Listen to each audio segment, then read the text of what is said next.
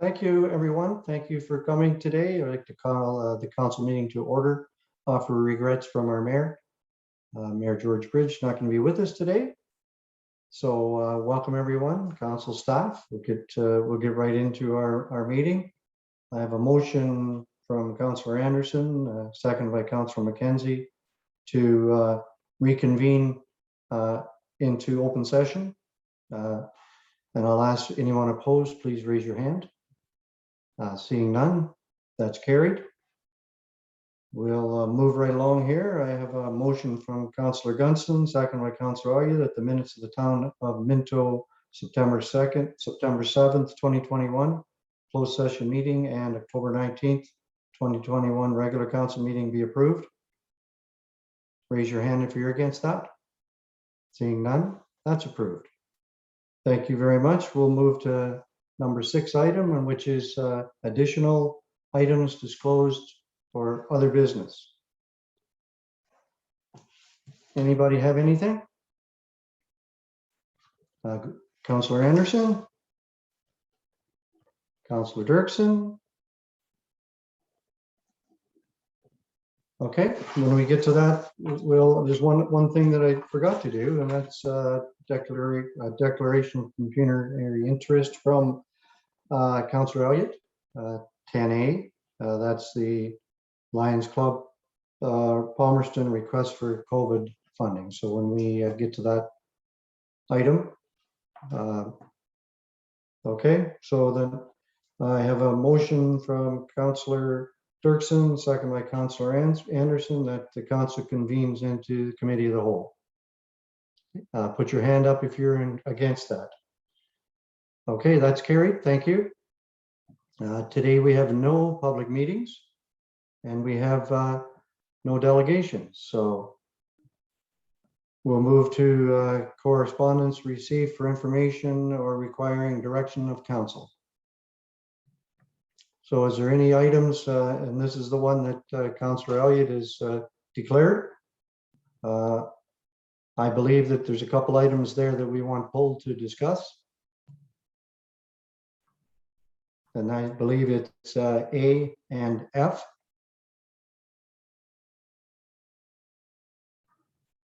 And Annalene, do we want to discuss them right now as we speak, or?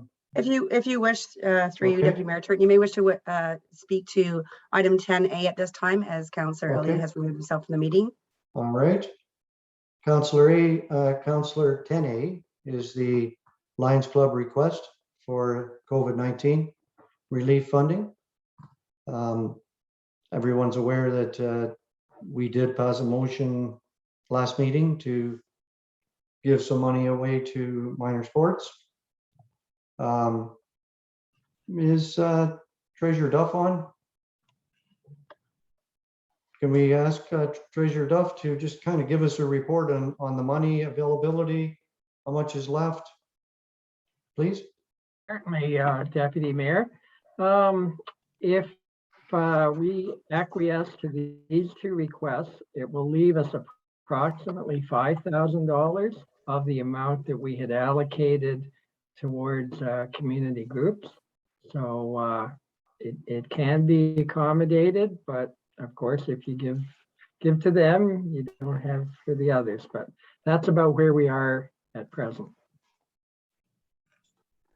So go ahead, Councillor Anderson. Just can you refresh my memory, Gord? How much did we give to the skating? Was it the skating club last time? No, it was Minto Minor Hockey, Oh, it was hockey, right. 14,800. Yes. Okay.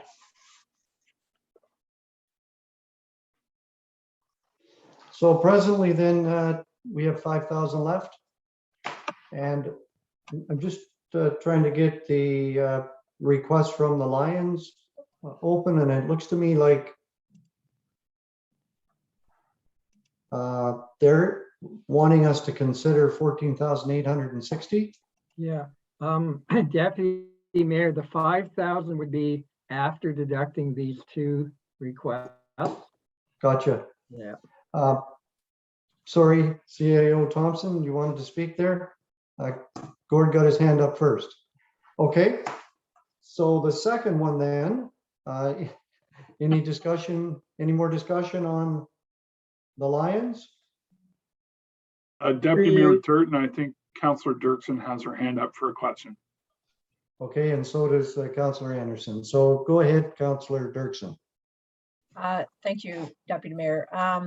So I guess I mean, I wish we had lots of money to do this with.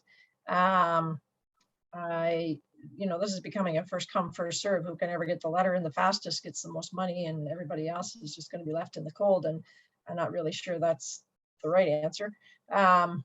I did speak to our treasurer mentioning that, if we were going to give, I'm not, in the days that we gave a few $100s as a donation to community groups, we asked them for some kind of a financial report. And although I want to think the best of everybody, I guess I just would like to make sure that we're spending this money wisely, and not that any of these three groups don't deserve it for sure. And the fourth group, whoever that's going to be next meeting, I'm sure they're deserving too. But then there's a dozen or 2 dozen more that they get nothing. So I guess I'm just a little bit, I'm a little bit betwixt and between here, because we are handing over significant funding to a very few groups and then nothing to other groups. And yeah, that's just a concern of mine. It's still public dollars, and I know they came from the province, and we're very grateful for that, but still we have to spend them wisely. So I guess I'm just a little bit worried about it. And I wanted to say more about this last meeting, but my internet copped out. So I ended up kind of missing the discussion part. But anyways, that was kind of my thought. And I know that's not very helpful, but anyways, that's my thought. Councillor Anderson? I would echo those sentiments. I have the same thoughts exactly. And that was going to be my question to Gord. Like, we'd allocated a certain more amount of money. Is there more money available? And I understand the Lions request is the size it is because they're prohibited currently from allowing funding that they raise to keep their organization going. And I'm wondering if organizations are looking at that. There's lots of organizations that I assume have the same mandate. They're the organizations that raise funds for community efforts, and I wasn't exactly aware how they allocated their money as far as covering their costs. But it does seem to me, I share the same concern that Councillor Dirksen does. We're going to give a large amount of money to a few people and nothing to other people. And I'm wondering if there's any taste for allocating or coming up with an amount that we would allocate or make available per group. That's a great question. So is that something that what you're suggesting, Councillor Anderson, is we wait? And if there's 5 or 6 or 8 or 10 groups that are asking for money, and so we divide the pot by that number of groups? We could do it that way, or we just say that there's money available for groups up to a maximum of $5,000 or whatever number we come up with. And if nobody comes forward, then you could go back and revisit if there was money left in the fund, but I doubt that there would be. There's lots of groups out there. Must be in the same boat.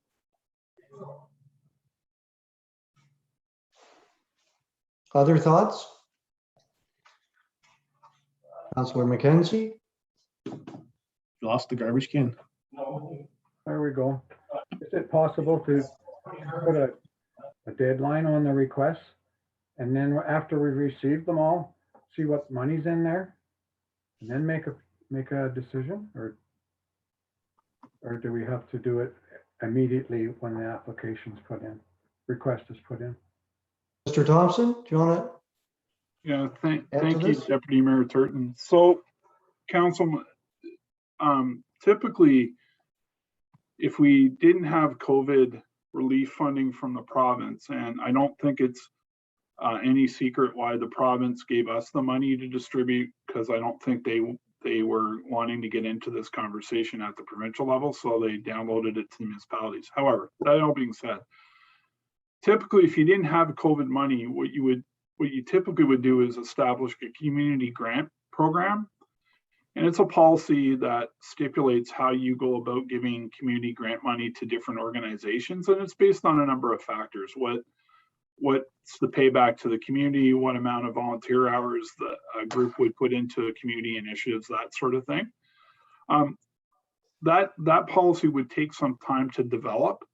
And usually the parameters around that policy would be, say, you would consider it every year, say in September, and you give the groups 30 days to submit a request into staff. Staff would categorize them and then bring recommendations to the council for your consideration. That all being said, this is a little bit more unique because it's COVID funding, and I think the premise around the funding was to give back to community groups that were impacted by COVID. So whether it was weren't able to raise revenue for fundraising activities within the community to help support the community, those types of things. So there's a number of things that you could do if you chose to do and give direction back to staff to create that policy. Unfortunately, it would take some time to be able to create a policy and bring it back to you for your approval. So if I can just leave you with those thoughts, and I'd be happy to take any direction that council feels that they want to go in. Other thoughts?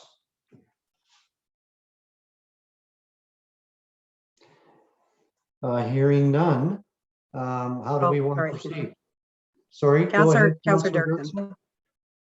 Sorry, I need to, I don't know what I need to do, wave frantically or something. And I realize I already spoke kind of in generalities, but regarding the Palmerston Lions Club request, so I understand that their rentals have covered their heat and hydro and those costs in the past, but they have not had those rentals, so they've kind of depleted that fund, and any fundraising that they have been able to manage during these days, they have not been able to use for building expenses. That's what I took from that letter anyways. But so I guess, like, are they $14,860? Like, is that what they owe on heat and hydro and building expenses, or was that their pre-pandemic number and they've depleted it to zero and so they want that replaced? Like, I think that makes a difference too, because like that reserve that they had built up, that, and then they used it up, I get that.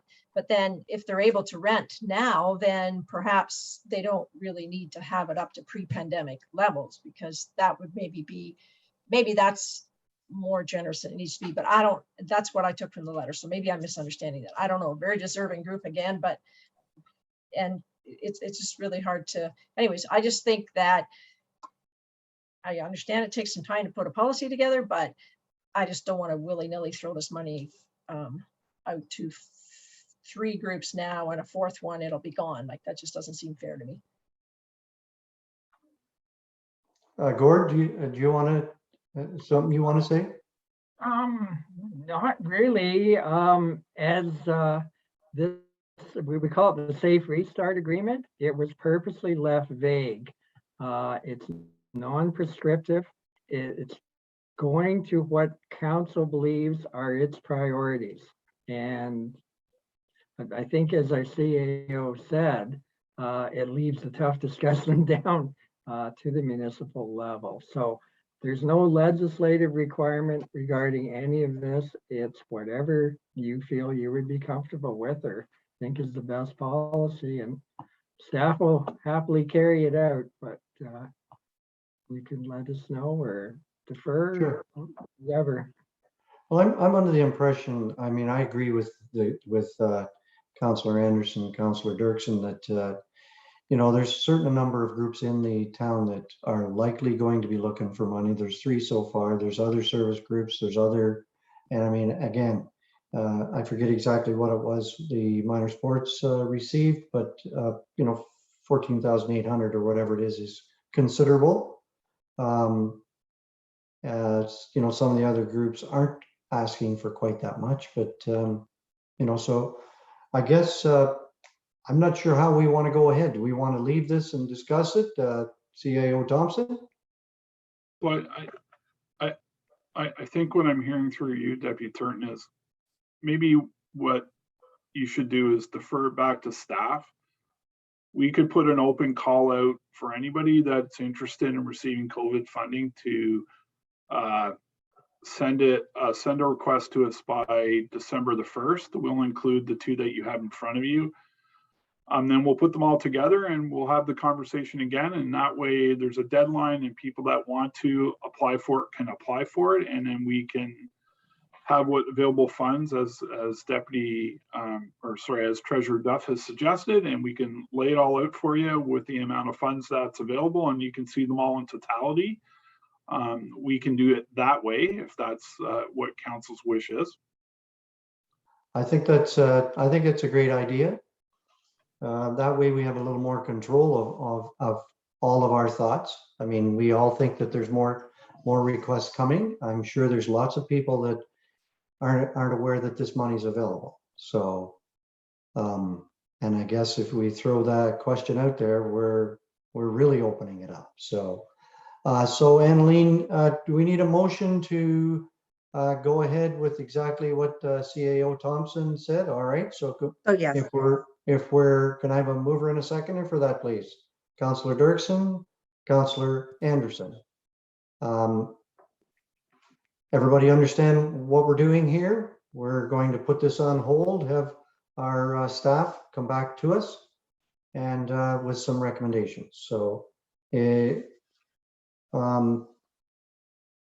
your hand if you're opposed to this motion. Seeing none, Annalene, that's passed. All right. Thank you. And Councillor Elliott can rejoin the meeting now. Okay. So you can receive the rest of the correspondence as information. Thanks for answering my question. Sorry, Councillor McKenzie, was your question answered? Yes, Okay, thank you. perfect.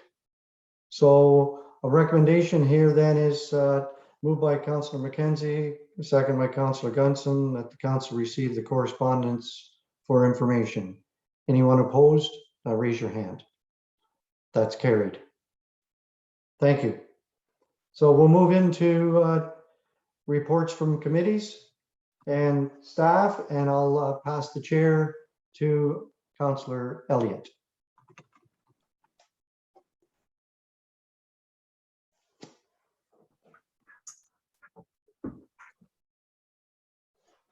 There, thank you. I'll pass this over to Matt. He's right there. I could try to find you in the pictures, Matt. So Matt Lubers will report on our minutes. Yep, thank you, Councillor Elliott. So Parks and Rec, we met a week ago at the Harrison Arena, and here are some of the highlights. The Norgan has been open for a couple of months now, and usage and attendance are increasing slowly but steadily.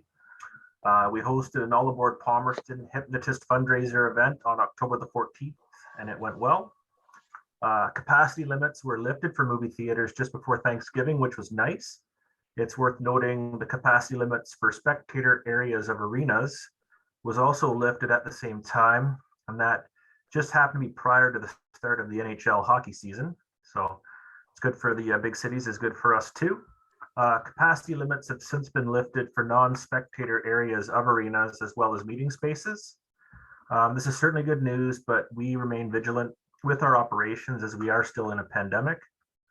As part of the ICIP grant for the Palmerston Arena, excavation work has begun on the third diamond in Palmerston, and the federal and provincial signage will be ready and up soon.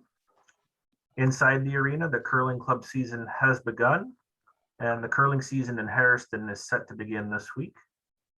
Over on the arena side, we're steady, hosting regular ice rentals and games, and look forward to hosting tournaments starting in December. In Clifford, the arena and hall are busy with floor sports and activities. That includes our grassroots basketball, we've got ball hockey, shuffleboard, pickleball. So the buildings are busy Monday through Thursday. We had our first PA day this past Friday, at least for the elementary grades, and we were able to offer shinny and public skating. And we plan to do so on non-instructional days moving forward. PA day, day camp, and childcare programming is not recommended by the health unit at this time. just for the length of time the kids would be together and trying to keep them in consistent cohorts. That's the main reason why they're not recommending them just yet. As reported at last council, we're renting roughly 75 hours per week, not including any future tournaments we may host. Lastly, we discussed food and drink at the arenas, and similar to almost all of our neighboring municipalities, we're permitting it once again for participants and spectators, so long as it is not used deliberately as a way to not wear a face covering. So far, so good. We have vending machines in place at the facilities and are exploring the reopening of the concession booths depending on how the next few weeks go. That was it in a nutshell. Okay, I'll read the motion and then we'll ask for questions after that. Moved by Councillor Dirksen and seconded by Councillor McKenzie that the council receive the Parks and Recreation Advisory Committee minutes of October 25th, 2021 and approves any recommendations contained therein. Any questions of Matt or myself? Yes, Councillor Dirksen. Thank you for the report, Matt. Just wondering, you mentioned that the blessing, you didn't mention, but it's in the minutes, that the Blessings to You Center made a large contribution, whatever that is, and so on. And I just wondered, are they recognized in any way? Like, did they get a thank you note to put up on their bulletin board? Or I know when they rent or they sponsor ice time, it's kind of nice because they kind of get that advertising, but just wondered do we have a way of recognizing those other contributions? Absolutely. Through Councillor Elliott, our plan is to do a photo op with them. Their contributions north of 7,000, so it is significant. And it is nice to not have to put the jar out and have the kids pay on the way in. So it's great that it's free and it's one less thing for us to have to worry about.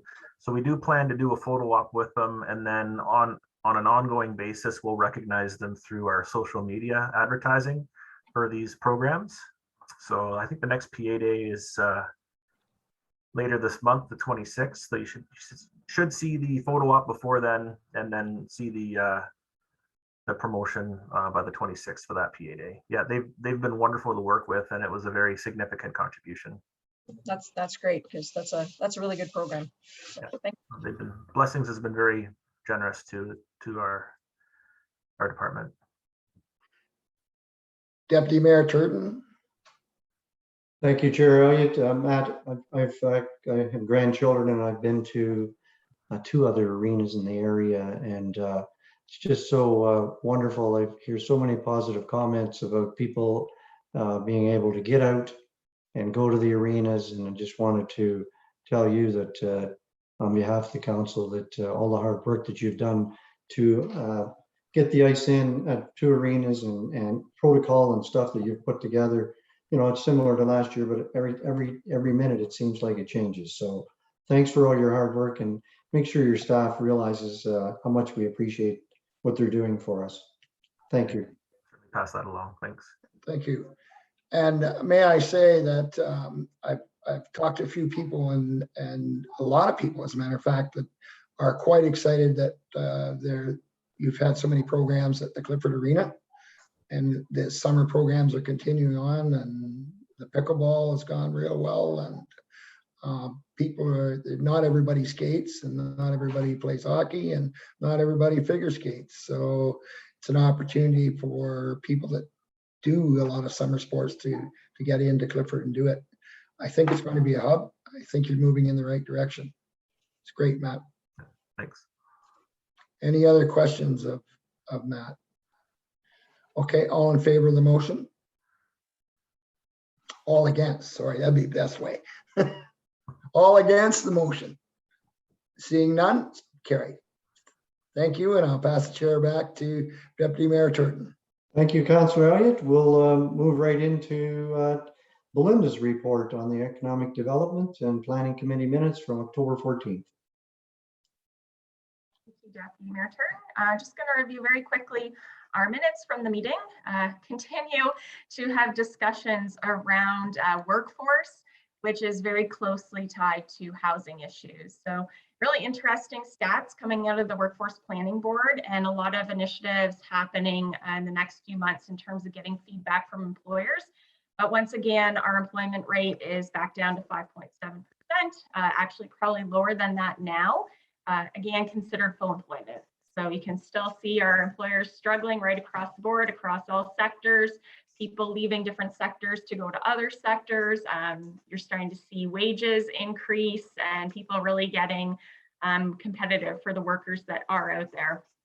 And again, right along with that is the housing piece. So the county is working on some initiatives. They're starting a CIP update, which should be completed in June of next year, which will mean we will need to open our CIP to accommodate those incentives targeted to attainable housing and climate change.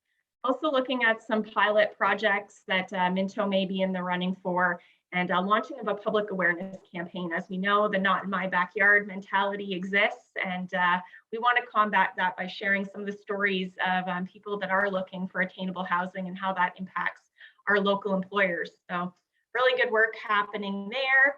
And I'd like to just draw your attention to the Legion request. We reviewed their structural grant report. The Legion is in desperate need of a new elevator. It's been out of service for some time. They have applied for Trillium funding and they can't start the project until they hear about that. But our group reviewed their application and put a motion forward, a recommendation forward to approve a $20,000 grant out of our structural grant program for 2021. If they do get the Trillium grant fully, we obviously will not need to give them any grant dollars. If they get it partially, we will readjust. But basically, as of right now, that's what we're proposing. I think that's it, unless there's any questions for Belinda?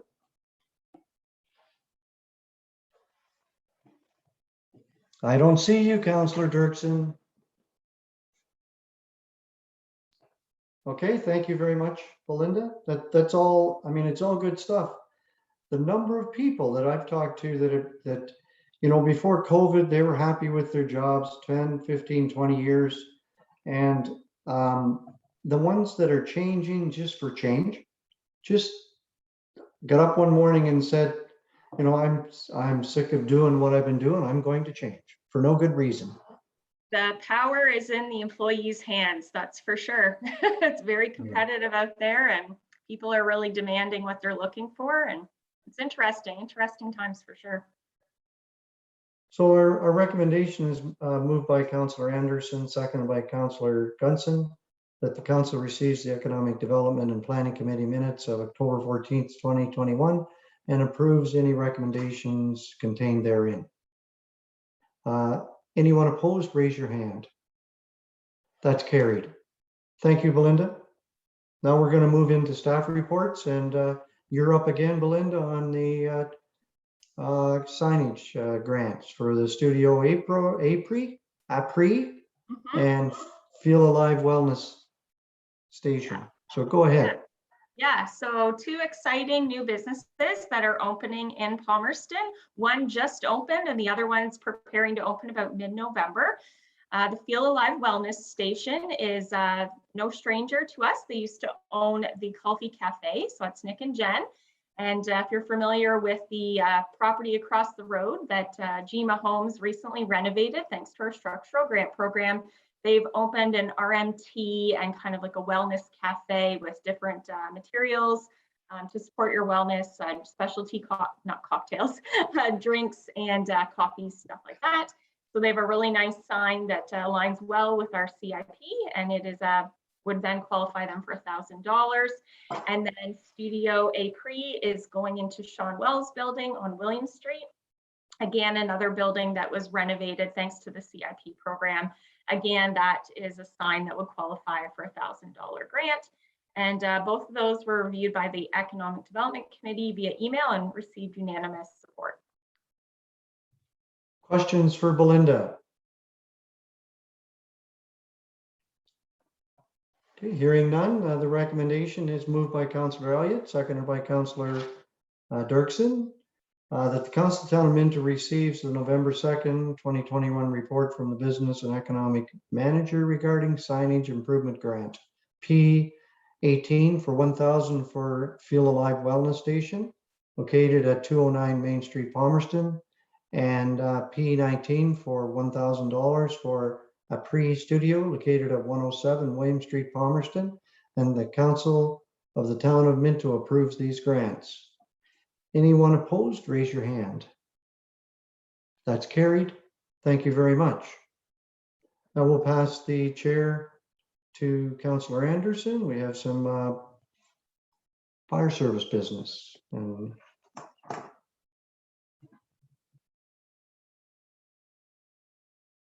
welcome, Chief Harrow. Councillor Anderson, you're muted.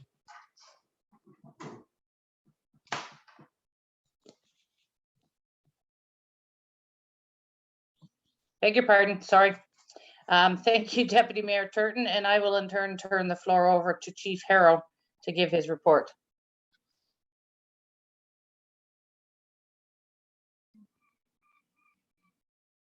Chief Harrow, you're muted. Dang it. I want to try the new, Belinda says the jobs in our power. I want to try the new job of retirement soon. So I don't, but they're not hiring right now. So you guys are stuck with me for a while.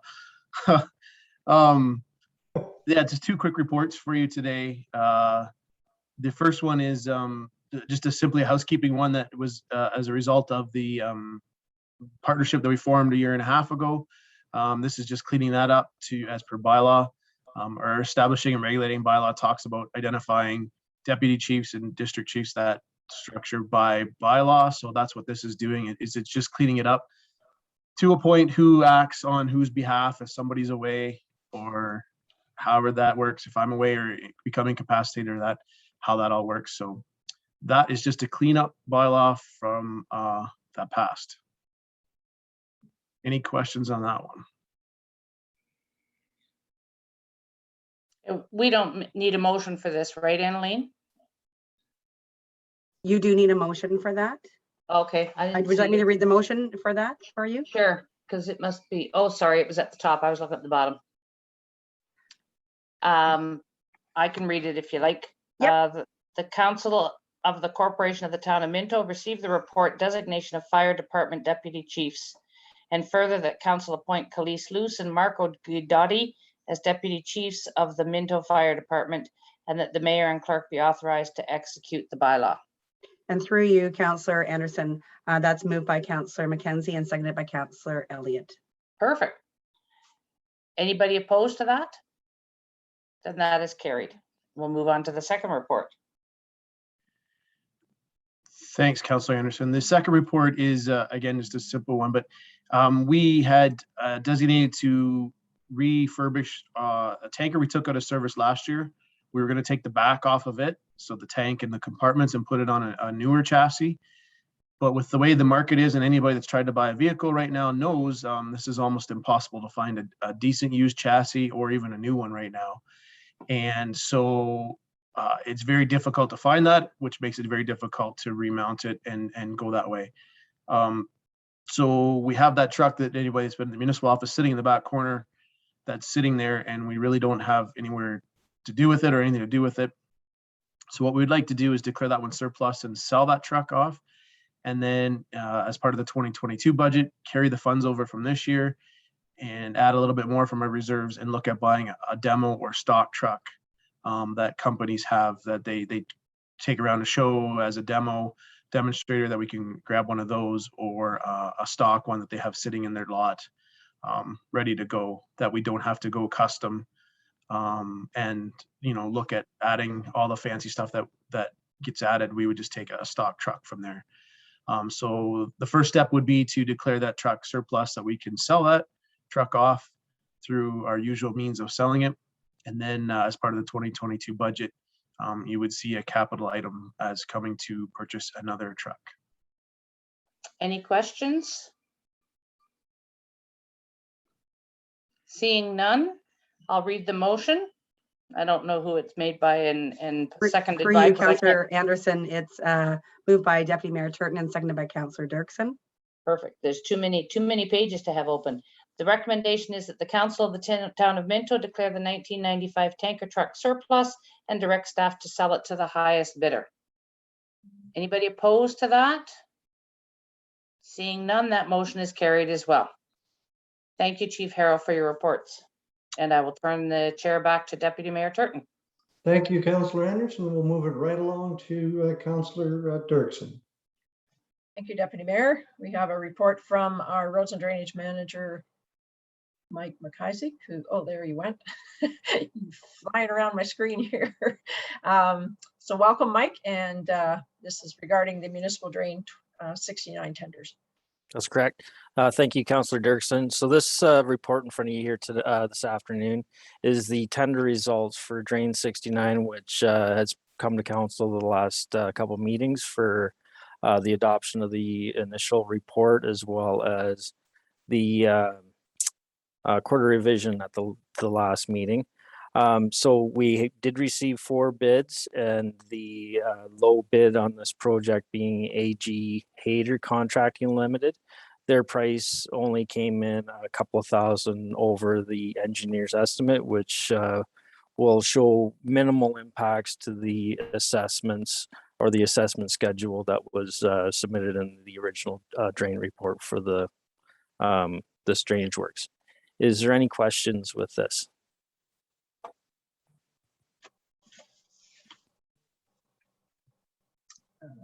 Oh, we have a couple, Deputy Mayor Turton and then Councillor McKenzie.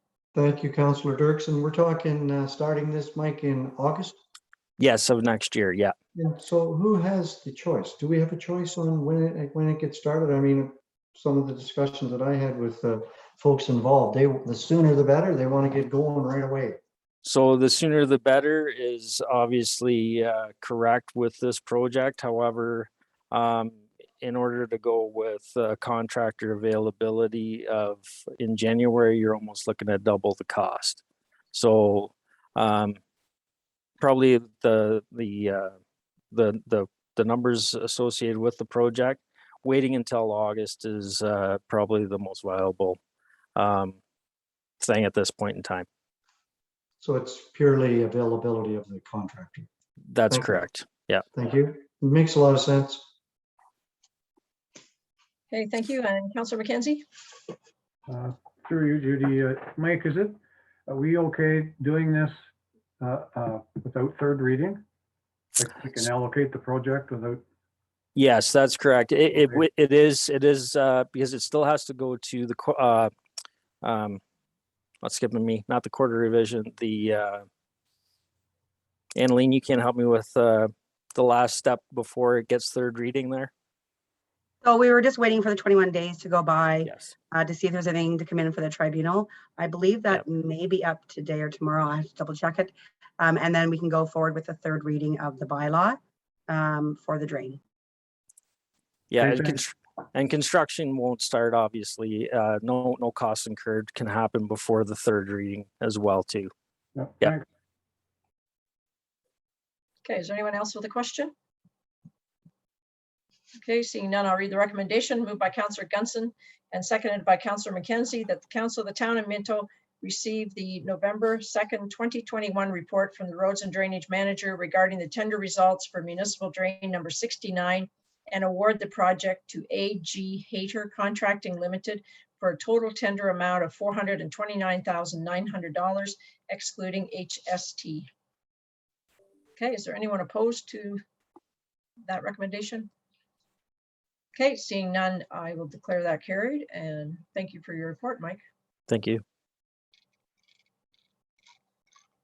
Oh, and I'll turn the chair back to Deputy Mayor Turton. Thank you, Councillor Dirksen. So we'll ask Quinn Forder to report on the audio equipment. Is Quinn on?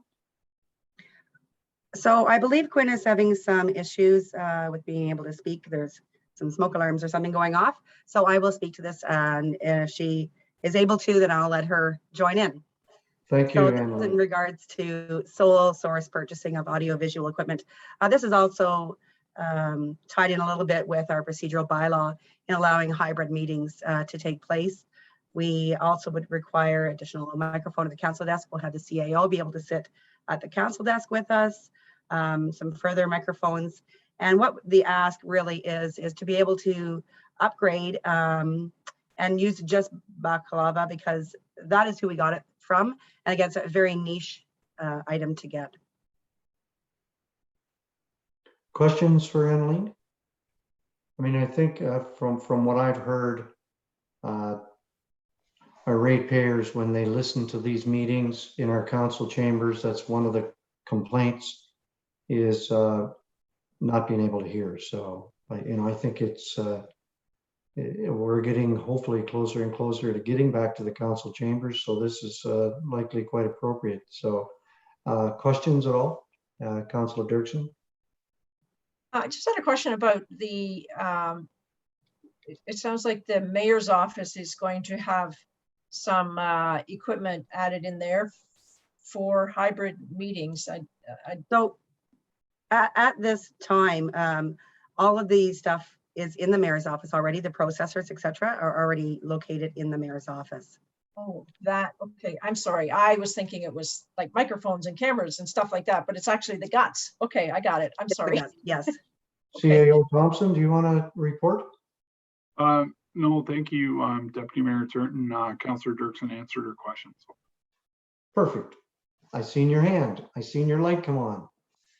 So no other questions for Annalene. The recommendation is that moved by Councillor Anderson, second by Councillor Elliott, that the Council of Townamentos receives the report for the Coordinator of Legislative and Human Resources Services dated November 2nd, 2021 regarding the sole service purchasing of audiovisual equipment.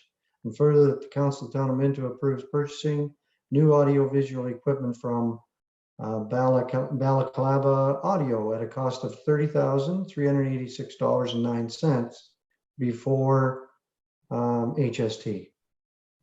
Anyone opposed, raise your hands, please. Hearing none, seeing none, that's carried.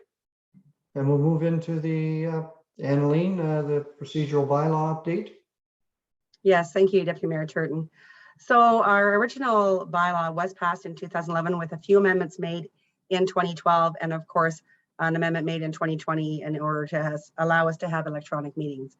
So it's been quite a few years since this has been amended.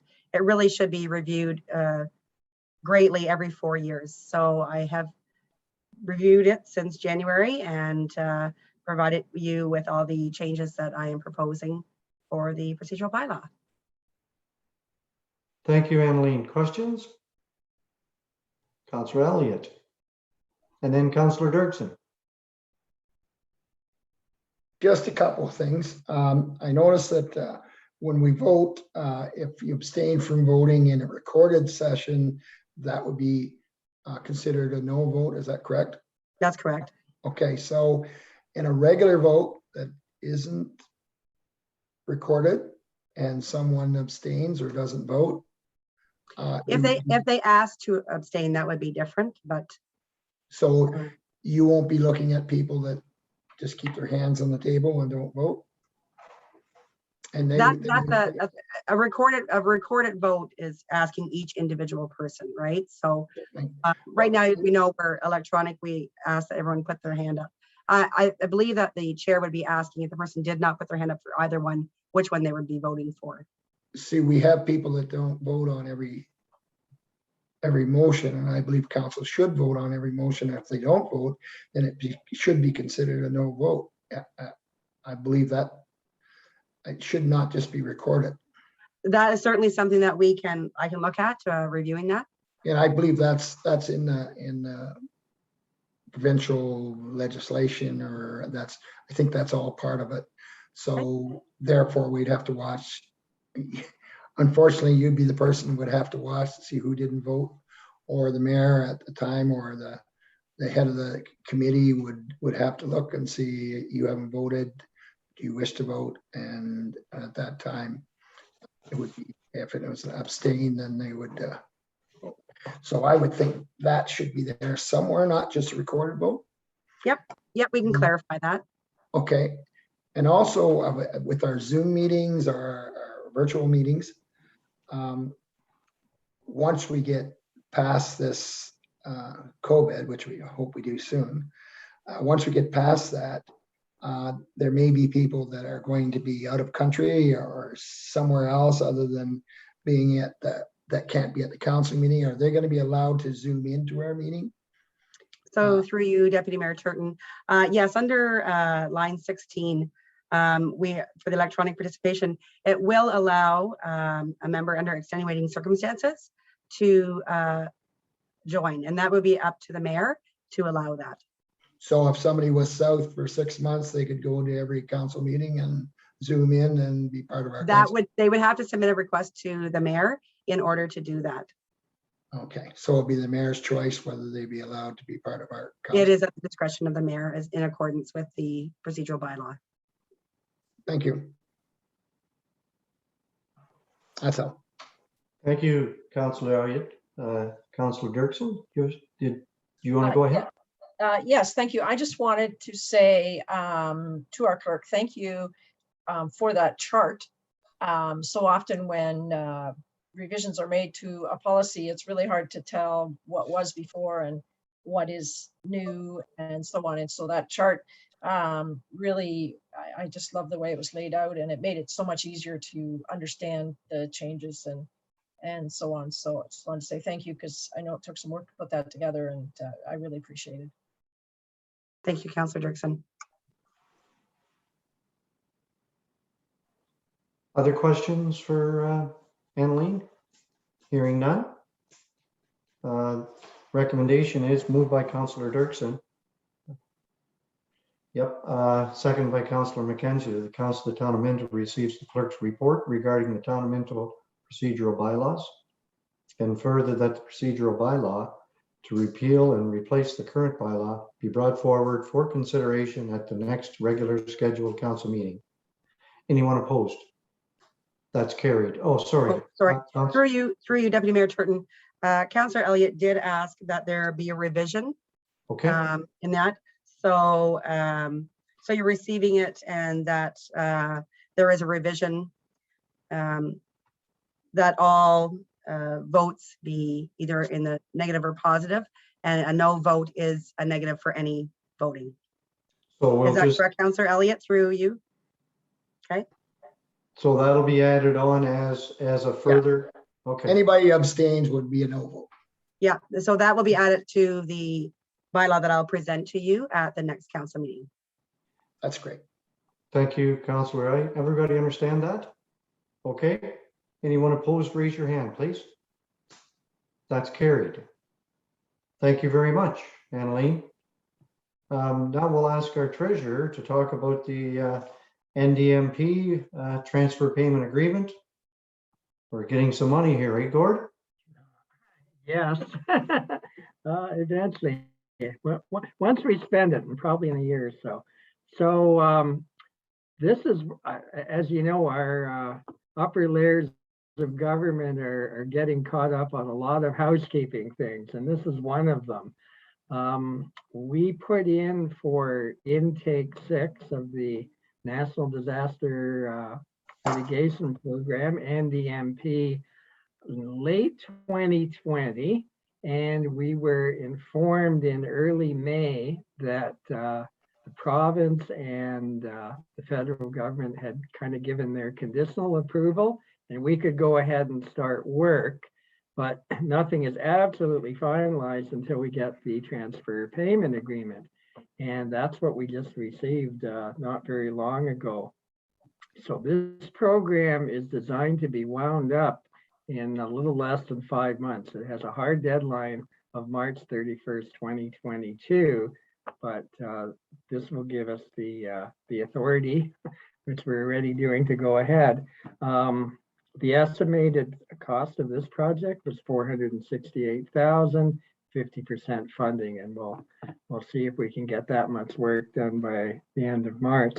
And just as a refresher, this is designing downstream work. I think if you remember, under the Harrison flood mitigation study, all of the recommended scenarios had some work done deepening the channel and that kind of work. at the west end of Harrison with the goal of getting the water through the town quicker. So this particular project is not a shovel in the ground type. This is laying the framework for that and doing consultations and coming up with the best design to do that work eventually. So anyway, we now have the agreement and we can go ahead and sign it if you wish. Questions for our treasurer?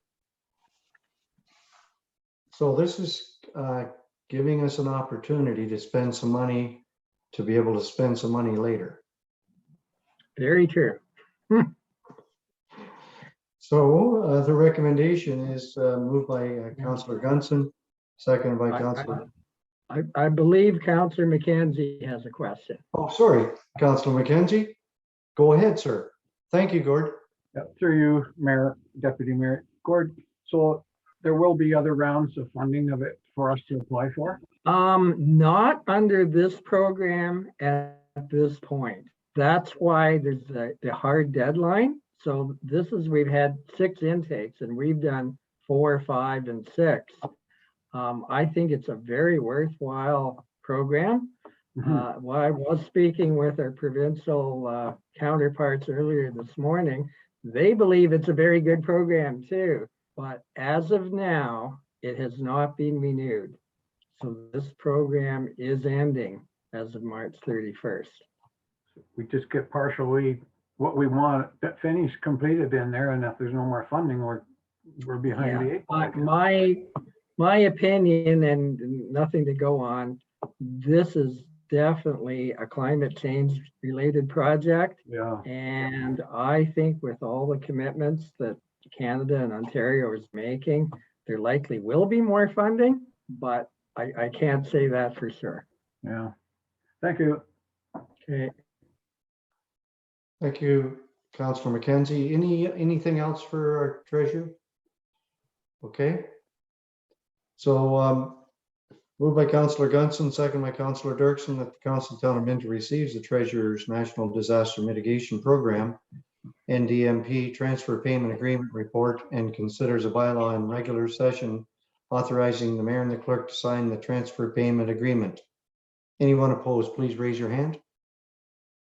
That's carried, Annalee. So Gordon, we're moving right along here. The minutes of settlement and assessment adjustment.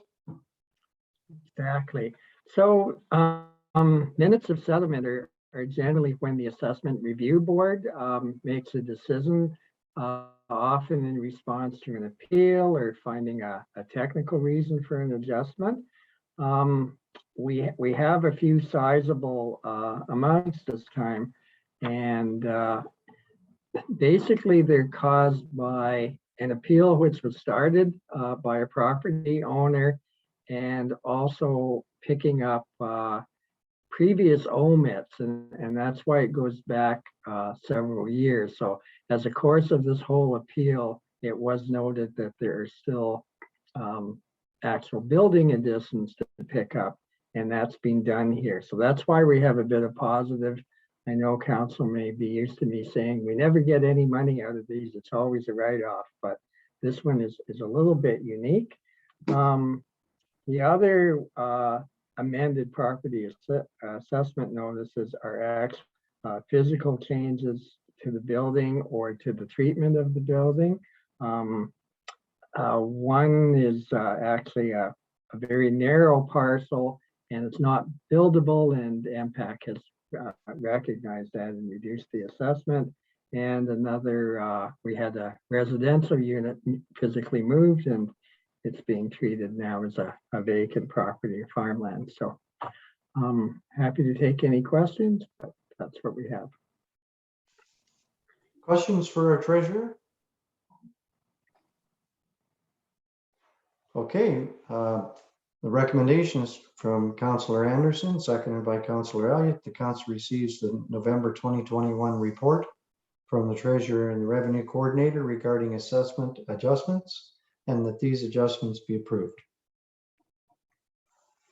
Opposed, raise your hand, please. Then that's carried. Thank you. So we'll get into the 357 applications, Gord.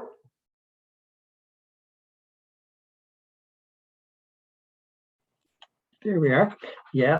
So this is when we have a physical change again, something like removal of a barn or an adjustment to a property. And the dollar figures are much smaller in this case. And same thing, it doesn't actually go to the assessment review board. It's done internally in the town and also in impact. So again, there's nothing super unusual on these ones, but again, take any questions. Questions for our treasurer? Okay, thank you then. So the recommendation moved by Councillor McKenzie, second by Councillor Gunson, that the council receives the November 2021 report from the treasurer and revenue coordinator regarding the section 357 applications and that these applications be approved. Anyone opposed, raise your hand, please. That's carried. Thank you very much.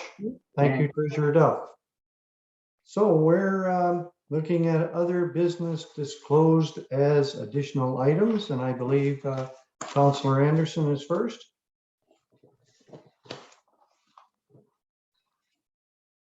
And I think you're muted, Jean.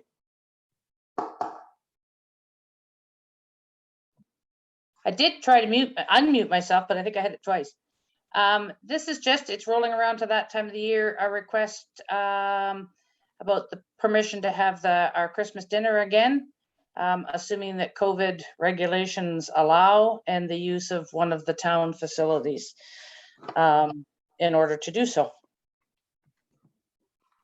And I don't know if that request goes to Matt or to Derek or to the council as a whole. I can't remember what we've done in the past. CAO Thompson, please. Thank you, Deputy Mayor Turton. Thank you through you to Councillor Anderson. Councillor Anderson, I think the best course of action would be to send a letter of request to Matt, and Okay. we'll take it from there. Okay, perfect. Thank you. Thank you, Councillor Anderson. Councillor Dirksen, you're next. Thank you, Deputy Mayor Turton. I just wanted to mention Remembrance Day Services. They start this coming Sunday in Clifford at 2 p.m. at the Cenotaph. Everything will be outside at all three services at this point. I don't think we'll see that changing. And then, of course, November 11th in both Palmerston and Hairston at 11 o'clock at the Cenotaph. The provincial government has raised taken off the limits for an outside gathering. So there's lots of room, and everybody will still have to remember to stay distanced and masked, of course, but actually, no, maybe not masked outside, no. but distanced, I guess. So anyways, just keep those events in mind. Thank you, Councillor Dirksen. So I did reach out. Sorry, Councillor Elliott, go ahead. You want to be next? Sorry, I didn't tell you had something, but I just wanted to say that our railroad bridge, our crossover bridge in Palmerston has been opened. It's repaired, and people are using it like crazy. And I believe our staff or someone we have bought lights to light up the bridge again. The other ones are pretty well done or ripped down. So I believe our staff are going ahead and putting that up. I don't know whether we got a bill yet. Mike, do you know what the cost was to fix that? Mike McIsaac? Are you still on? I do not have anything. I haven't seen any of the final invoicings on the repairs yet. Okay, thank you. Okay. So anyhow, it's really, really good that it's open. It probably won't be long before we close it up again because of the winter, but at least we have it and it'll be lit up for our Christmas season. Thank you for doing that, Mike. Thank you, Councillor Elliott. Anyone else? So go ahead, Chief Harrell. Sorry, I should have mentioned this earlier to you, Deputy Mayor Turton, but just like to remind everyone that good news is we're having Santa Claus parades in all three communities this year. So I know it's you're not supposed to talk about Christmas till after Remembrance Day, but with the compressed schedule, it seems that everything's coming fast and furious all of a sudden. So and we'd like to make sure council knows they're invited to the 3 parades in the 3 communities again on the 20th in Hairston, the 27th in Clifford, and December 4th in Palmerston. All 7 o'clock parades. So we're just excited to be able to have a normal parade this year for the community. So. Yeah, I think, Chris, you're not the only one that's excited. People are certainly looking forward. There was a lot of planning last year or different aspects of parades and things like that, and it'd be nice to get back to normal. So I just wanted to add to Councillor Dirk, since I did reach out to our 2 Legion presidents, and Councillor Dirksen, if I'm telling something that you already told, I apologize, but these are all outdoor services, and the first one is November 7th in Clifford on Sunday at the Cenotaph. Everyone is welcome, and COVID protocol will be followed through all 3. And so then in Hairston on the 11th at 11 a.m., there will be a parade from the Legion to the Cenotaph, and the public is welcome following the COVID rules, and the Legion will be open after the service. And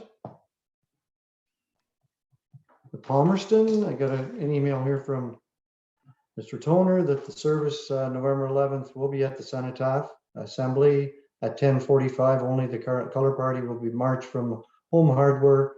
We'll only be laying 8 wreaths, and the rest will be in place. There will be no social meal at the branch. There is a roast beef takeout meal, 4:30 to 6:30, pre-order only.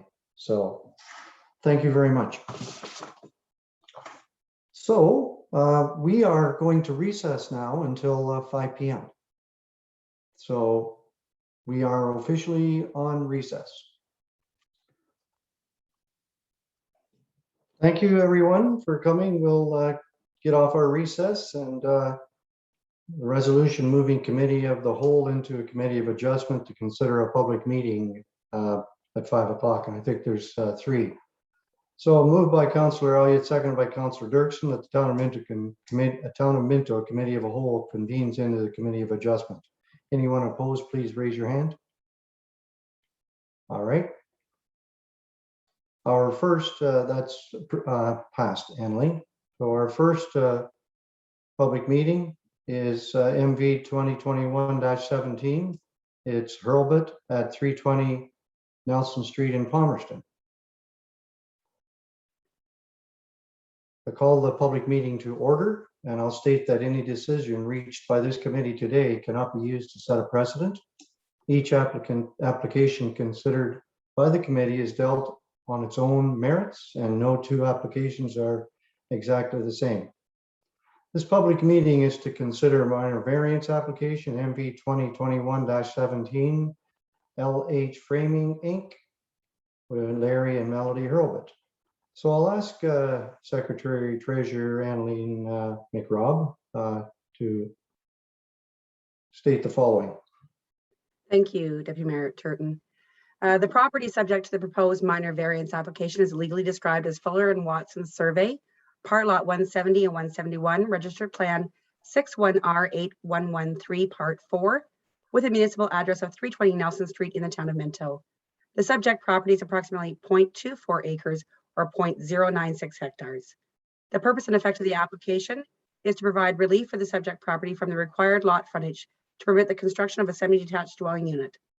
Section 12.2.2.2 of the Townamentos Comprehensive Zoning Bylaw 01-86 as amended requires a minimum lot frontage for a semi-detached dwelling of 18 meters or 59 feet, whereas the subject property has an existing lot frontage of 17.67 meters or 57.97 feet. Additional relief may be considered at this meeting. The notices were mailed to the property owners within 200 feet or 60 meters of the subject property, as well as the applicable agencies on October 19th, 2021, and posted on the subject property on October 20th, 2021. The following reports and comments were received for Councillor to review. Ashley Sawyer, Planning Technician, Town of Minto. Asaveri Judav, a Junior Planner for Wellington County. Patrick Huber Kidney, Environmental Technician Regulations Officer from Maitland Valley Conservation Authority. Joyce Preshek, a letter of concern, as well as a petition from some members of the community. I would like to advise the committee that we do have registered speakers. They are Curtis Cox and Georgina Petty. So at this time, we'll ask our Townamentos planning technician to provide a few comments. Ms. Ashley Sawyer. Go ahead, Ashley. Good afternoon, Deputy Mayor Turton and members of the committee. So as Annalee mentioned, this minor variance is regarding the subject property at 320 Nelson Street in Palmerston. The property is currently zoned residential R2, which does permit for the construction of a semi-detached dwelling. However, the bylaw states a required lot frontage for a semi of 18 meters, and the existing lot frontage is 17.67 meters. This works out to a difference of approximately 0.33 of a meter or 1 foot. Based on the survey provided, all other zoning provisions are proposed to be met, including the front, rear, and interior side yard setbacks, lot coverage, and floor area requirements. We're also wanting to include in this relief being requested for the minimum lot frontage per dwelling unit on a separate lot to also be granted relief if the semis are split. The county, town, source water protection, and Maitland Valley have all reviewed the application, and we are supportive of the proposed development at this point in time. Standard conditions for residential infill lots like grading, drainage, and a servicing plan will be required prior to a building permit being issued.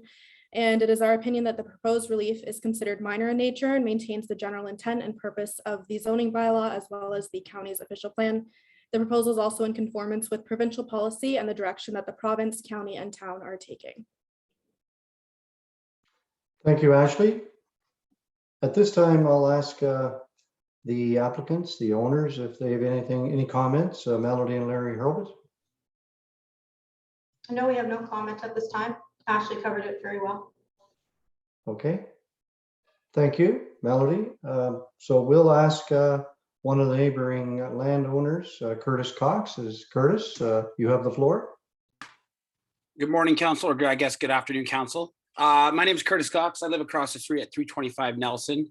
I've been talking to my neighbors, as you can see with our petition against the semi-detached. We are not interested in a semi-detached being built on our street.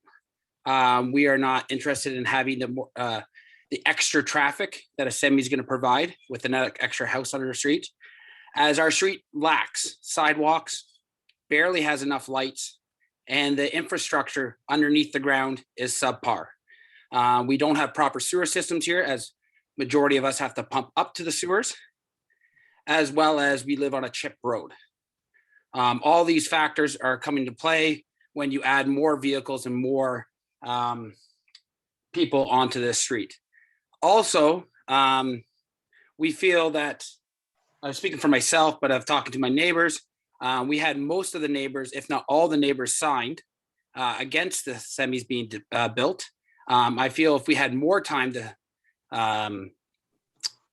sign, to go to the neighbors, I feel like I could have got every single neighbor on Brunswick as well as Nelson to sign the petition. But due to the lack of time, only having about a week notice before this was coming up, we didn't get enough chance to meet all the neighbors as people work and I work. I hope you guys vote against this as a community, as people that live it, and it's going to impact our lives and our daily lives, that we don't want a semi on our street. We have no grounds. We don't care if it's a single detached home, but as a semi, we are strongly opposed it. Thank you. Thank you, Curtis. Next neighboring landover is Georgina Petty. Georgina, are you on? For you, Deputy Mayor Turton, I do not see her on this call at all. Okay.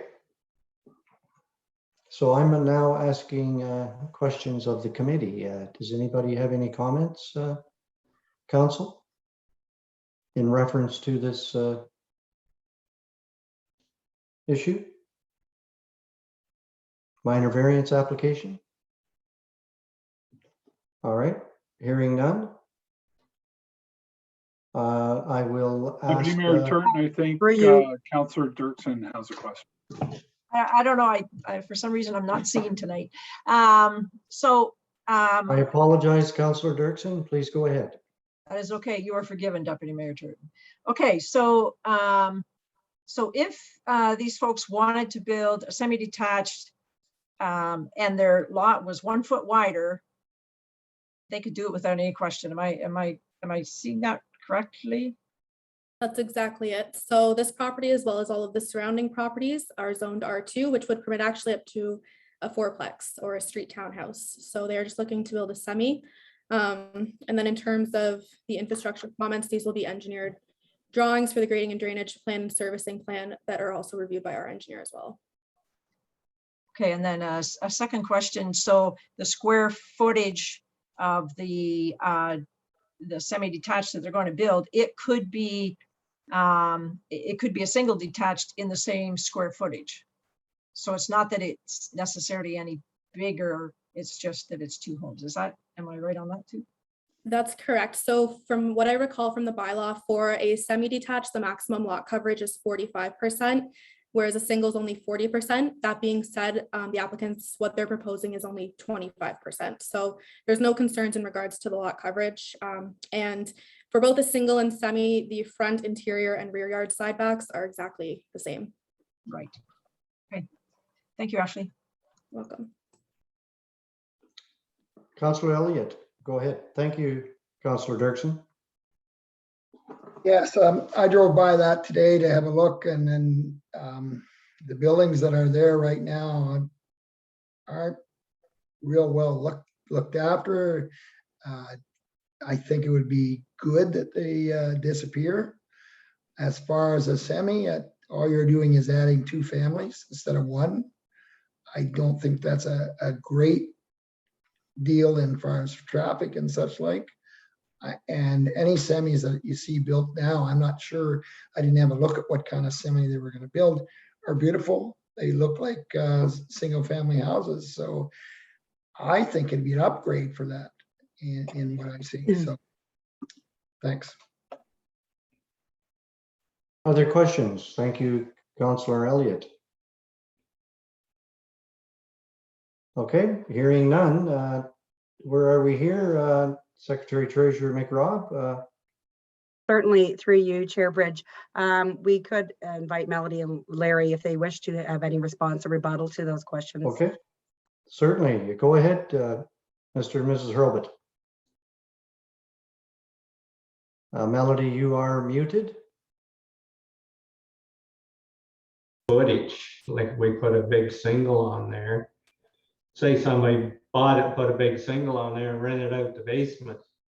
We'd still have the same amount of traffic and everything there. So the idea of the traffic and stuff to me just don't quite make sense, because there is a lot of people that build a bigger house and rent out their basements and stuff like that. So are we really gonna accomplish anything by putting a single or a semi on this lot? Thank you. Okay, thanks, Larry.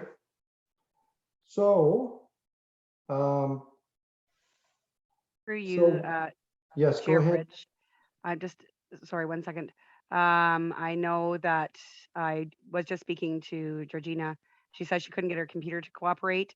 Okay. She's just asking for an update when we're done. So just to let you know, if you wish, I could provide for council a motion if they wish to consider it, if they would let me know if they would like to consider one in favor.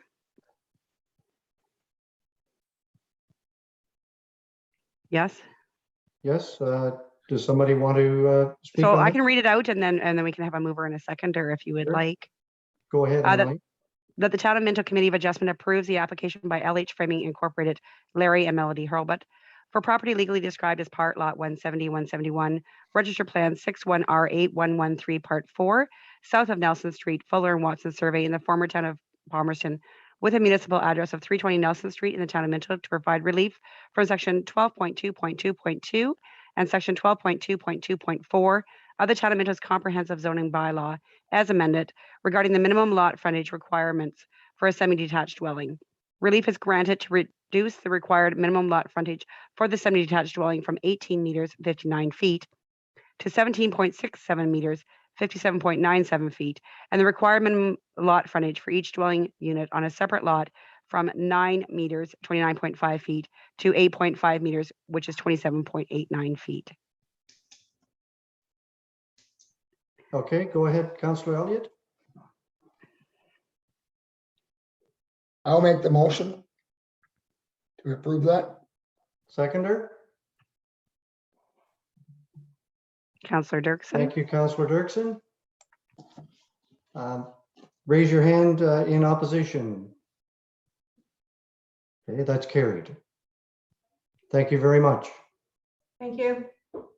So anyone wishing to receive a copy of the notice of decision of the Committee of Adjustment in respect to the minor variance application must make a written request to the clerk of the town of Minto at 5941 Highway 89 Hairston, NOG 1Z0, or by email at annaline@town.minto.on.ca. I will officially adjourn this public meeting. Thank you very much. And we'll move right into the second public meeting. It's MV 2021-18, Martin at 6169 16th line, Clifford. I will say that any decision reached by this committee today cannot be used to set a precedent. Each application considered by the committee is dealt with on its own merits, and no two applications are exactly the same. The public hearing is to consider a minor variance, MV 2021-18, Urias Martin. So I'll ask our Secretary Treasurer to state the following. Thank you, Chair Turton. The property subject to the proposed minor variance application is legally described as concession 16, part lot 18, with a municipal address of 6169 16th line in the town of Minto. The subject property is approximately 99.25 acres or 40.17 hectare. The purpose and effect of the application is to provide relief from section 6.17.2 of the Townamentos Comprehensive Bylaw 0186 as amended to permit for an expansion of the existing livestock barn on the subject property. Section 6.17.2 of the Townamentos Comprehensive Zoning Bylaw 0186 as amended states that no livestock facility or manure storage facility shall be erected or expanded unless it complies with a minimum distance separation MDS2. For the subject property and proposed lot fabric, the MDS2 calculations indicate the minimum distance from a livestock facility should be 145 meters or 476 feet, whereas the applicant is seeking relief to reduce the distance to 106.68 meters or 350 feet. Additional relief may be considered at this meeting. The notices were mailed to the property owners within 200 feet or 60 meters of the subject property, as well as the applicable agencies, and posted on the subject property on October 19th, 2021. The following reports were received and attached for council's review. Ashley Sawyer, Planning Technician, Town of Minto. Asavari Javar, Junior Planner for Wellington County. Michael Oberly, Environmental Planning Technician for Saugeen Valley Conservation Authority. And as well, correspondence in opposition from Stephanie Weiler. We do have Courtney and Brad Dowling, who will be promoted as a speaker. And Stephanie Weiler did request that her letter be read in lieu of speaking at the meeting. If you're okay with that, Chair Turton, I will read her letter out. Please go ahead, Annalee. Thank you, dear Mrs. McRobb. I'm writing concerning the application for a minor variance requested by Urias Martin of 6169 16th line, Clifford, Ontario, NOG 1MO. I have been in communication with Urias Martin and his son Daniel since late August 2021 regarding their livestock barn expansion. In Mr. Martin's application for a minor variance, he is seeking relief to reduce the distance to 350 feet.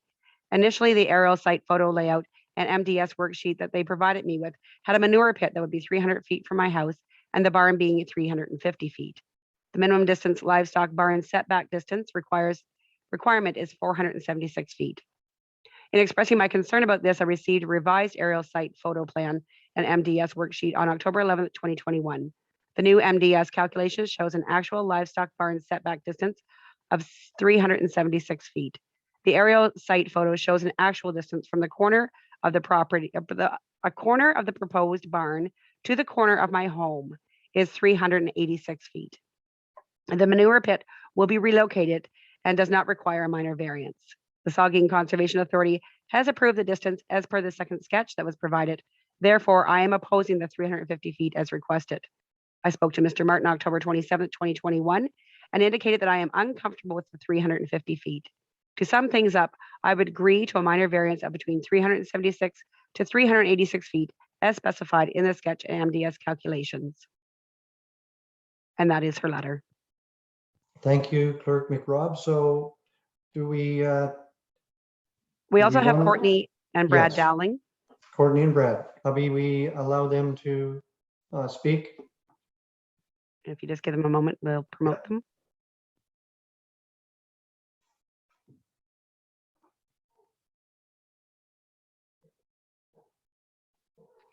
And we'll ask them to unmute and see if they have anything further to add. Hello. Yep, welcome, Brad and Courtney. You guys have the floor. Please go ahead.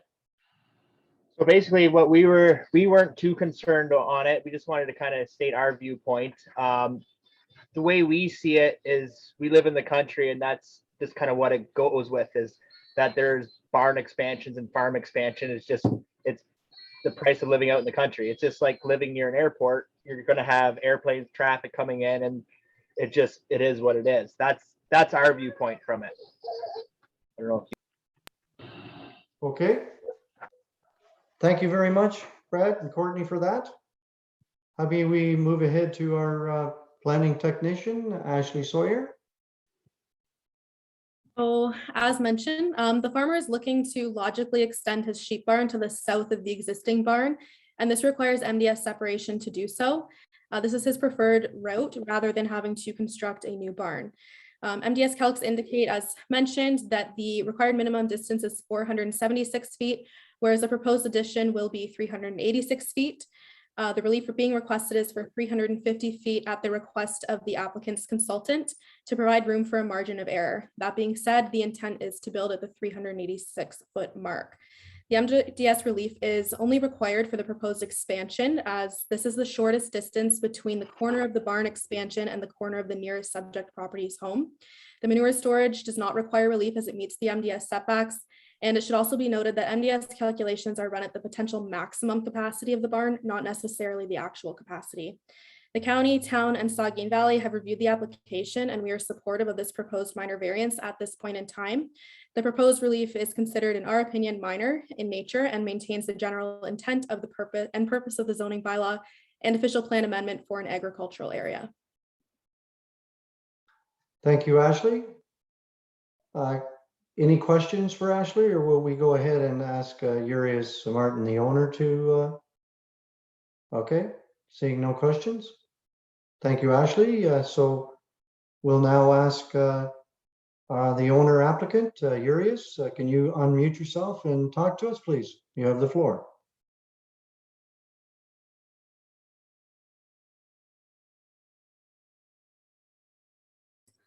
Hello. Yeah, I have nothing more to add, I guess. Thank you, everybody. All right. Thank you very much. Next is we've had our speakers that are registered. Questions by this committee?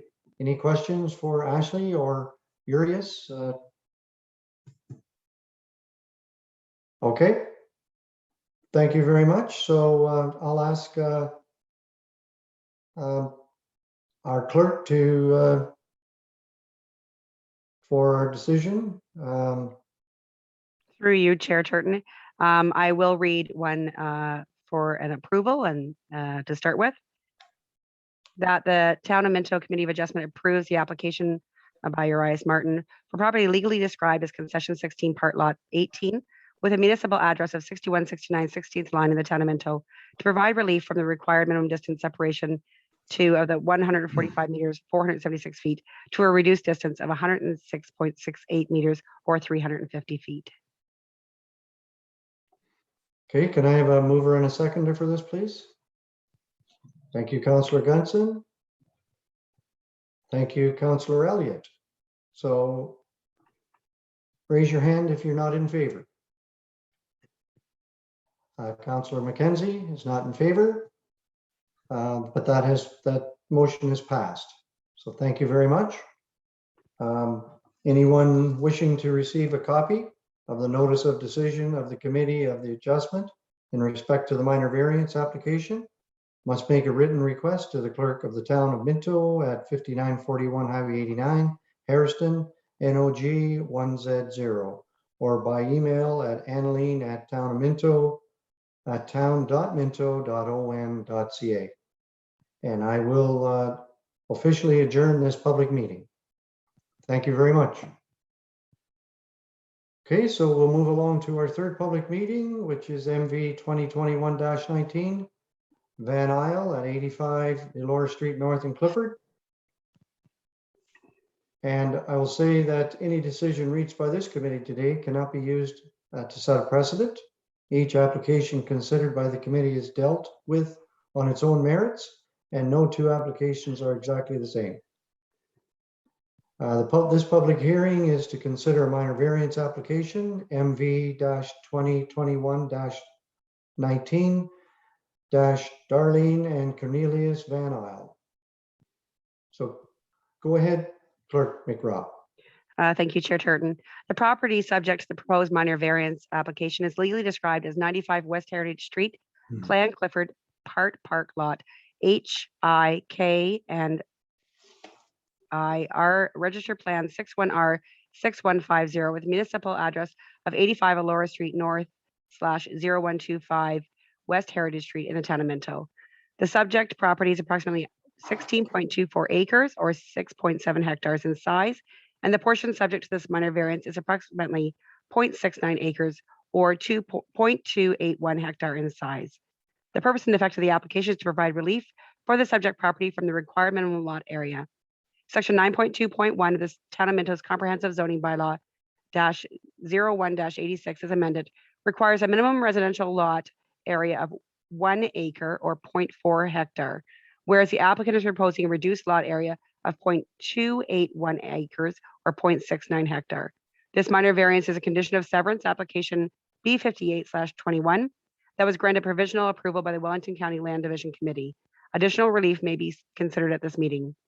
The notices were mailed to the property owners within 200 feet or 60 meters of the subject property, as well as the applicable agencies, and posted on the subject property on October 20th, 2021.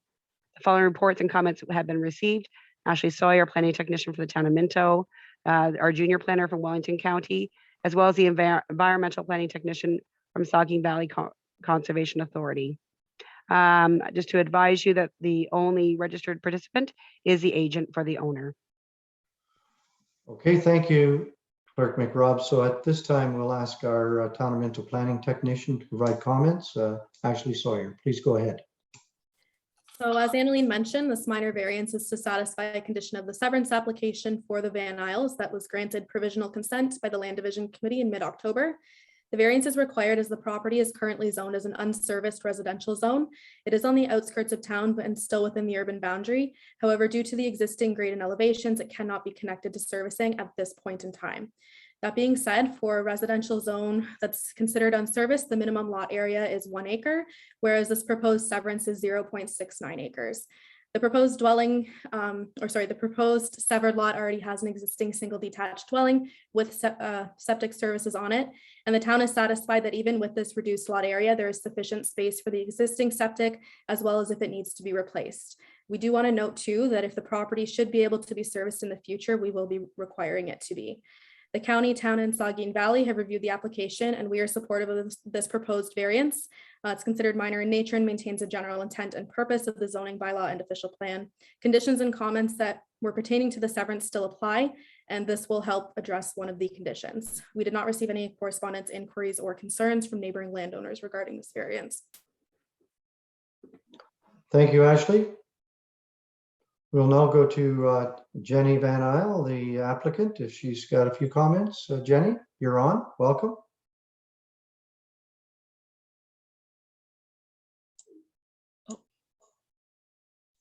Unmute. Can you hear me? Yes, ma'am. You go ahead. Okay, excellent. No, the only reason why we asked for the minor variance is we wanted to give back to the developer who is in the potential of purchasing the property, the remainder of the property. We wanted to give them ample room for development. It is our intention in the future when they start developing to ask to be considered to add our property onto the development part and have actually the sewers come to our house. But in the meantime, at the moment, we cannot access the sewers without the development going through. So we would definitely consider adding on to the sewer project at that time when the development comes through. And we do have the property under conditional sale right now. So basically, once we meet everything, my goal is by the end of November to meet all of the conditions and have a solid sale. So that is my goal. And then you will have more housing in the town of Minto. Jenny, that sounds wonderful. Thank you very much for your comments. So we'll move along to the committee. Any questions for Jenny? Ashley? Any questions on this? It sounds like a bit of a slam dunk, Ashley. Then we'll move on to Clerk McRobb. Yes, thank you. If you're okay, I will provide a resolution for committee to consider.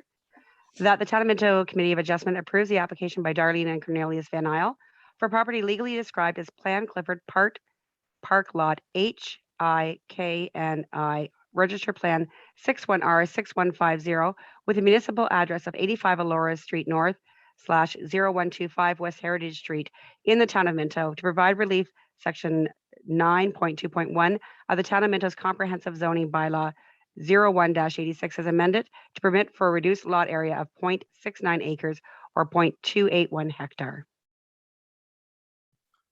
Thank you very much, Clerk McRobb. Can I have a mover and a seconder for that then, please? Thank you, Councillor McKenzie, seconded by Councillor Anderson. Those not in favor, put up your hand, please. That's carried. Annaline, thank you very much. So I will state that anyone wishing to receive a copy of the notice of decision of the Committee of Adjustment in respect to the minor variance application must make a written request to the Clerk of the Town of Minto at 5941 Highway 89, Palmerston, NOG 1Z0, or by email at annaline@town.minto.on.ca. And I will officially adjourn this public hearing. Thank you very much, everyone.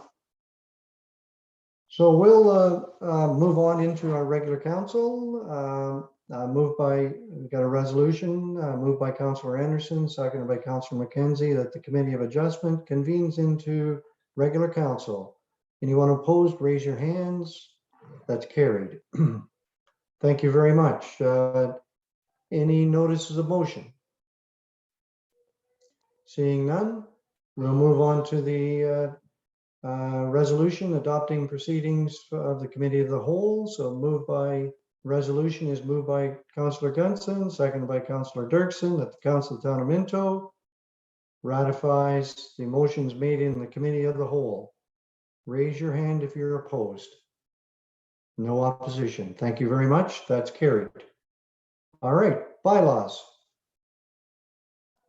So moved by Councillor Elliott, seconded by Councillor Anderson, that bylaw 2021-84 to execute an Ontario transfer payment agreement with Her Majesty the Queen in right of Ontario National Disaster Mitigation Program, NDMP, for projects related to the impact of natural disasters be read first, second, third time, and passed in open council and sealed with the seal of the corporation. Anyone opposed, please raise your hand. That's carried. Thank you very much. And so the next one is the appointment of the fire personnel, moved by Councillor Dirksen, seconded by Councillor McKenzie, that bylaw 2021-85, being a bylaw to appoint fire personnel for the Minto Fire Department, be approved and read at a first, second, and third time, and passed in open council and sealed with the seal of the corporation. Anyone opposed, raise your hand, please. No opposition, that's carried. Thank you very much. Current confirmatory bylaw, moved by Councillor Elliott, seconded by Councillor Gunson, that bylaw 2021-86 to confirm actions of the Council of the Corporation of the Town of Minto respecting a meeting held November 2nd, 2021, be read a first, second, third time, and passed in open council and sealed in the seal of the corporation. Anyone opposed, please raise your hand. That's carried. Thank you very much. Adjournment. We okay to adjourn? Okay.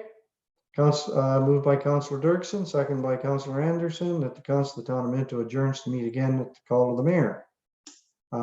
Anyone opposed, please raise your hand. Last thing, Annalene has some things to sign, and we'll do that in the usual way, correct, Clerk McRubb? Yes, that's correct, Deputy Mayor Turton. I will have them ready tonight in my outside office for you guys to come and sign when you get a chance. Is that outside office heated? It is not. Okay, thank you very much, everyone. It was a great meeting. We accomplished a lot. Have a good night. Hey, everybody. Good night, everybody.